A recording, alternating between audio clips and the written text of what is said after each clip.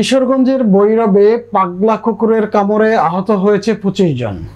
এদের মধ্যে কিশোরগঞ্জ থেকে বয়স্ক, মধ্যবয়স্ক রয়েছে। এদের মধ্যে কিশোর থেকে বয়স্ক, মধ্যবয়স্কও রয়েছে। রোববার সন্ধ্যায় শহরের পঞ্চবটি, আমলাপাড়া, কমলপুর, ভৈরব, নাটালের মোড় ও কালীপুর এলাকায় এই ঘটনা ঘটে।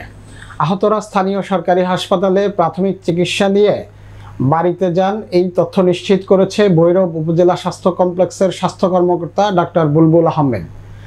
এলাকাবাসী ও হাসপাতাল সূত্রে জানা যায়, সন্ধ্যা 6টার দিকে শহরের পঞ্চবটি এলাকায় কয়েকজন শিশু ও এক বয়স্ক লোককে কামড়ায় এই পাগলা কুকুর। এ সময় এলাকাবাসী তাড়া খেয়ে কুকুরটি সামনে যাকেই পাচ্ছিল তাকেই কামড়িয়েছে। সন্ধ্যার পর থেকেই 4-5 জন করে পাগলা কুকুরের কামড়ে আহত হয়ে হাসপাতালে আসতে থাকে। এই পর্যন্ত পঞ্চবটি, আমলাপাড়া, কমলপুর, ভৈরব থেকে কুকুরের কামড়ে আহত রাত 11টা পর্যন্ত 25 জন রোগী চিকিৎসা দেওয়া হয়েছে। শুধু পঞ্চবটি এলাকা থেকেই কুকুরের কামড়ে আহত হয়ে 10 জনের বেশি রোগী এসেছে হাসপাতালে। আরও রোগী আসতে পারে এমনই আশঙ্কা করেছেন হাসপাতাল কর্তৃপক্ষ।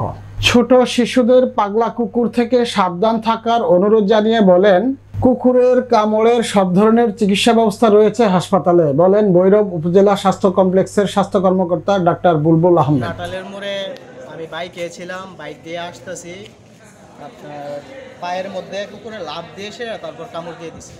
প্রায় 15-20 জনকে এখন পর্যন্ত কামড় দিছে। আরও রোগী আসতেছে গাড়ি দিয়ে এখন পর্যন্ত অনেক রোগী আসছে। প্রশাসনের দৃষ্টি আকর্ষণ করছে, এখনই যদি এই কুকুরটাকে যদি না মারা হয় আরও অনেকের ক্ষয়ক্ষতি হবে। পরে একটা প্রাইভেট গাড়ি নিতে করতে বসছিল, পরে যাওয়ার সময় পরে প্রাইভেট গাড়ি থেকে পিছন দিতে আরেকজনে কামড় দিতে আইসা সে আমার উপর এসে পড়ছে, তা আমি আর সরতে পারছি না। পরে আমার এসে কামড় দিতেছে। এই পর্যন্ত কতজন হয়তো প্রায় 20 জন হয়ে যাবে। কোন জায়গা থেকে কামড়টা দিয়েছে? আরেকজনের বাড়ি নাটালের মধ্যে। আচ্ছা আচ্ছা।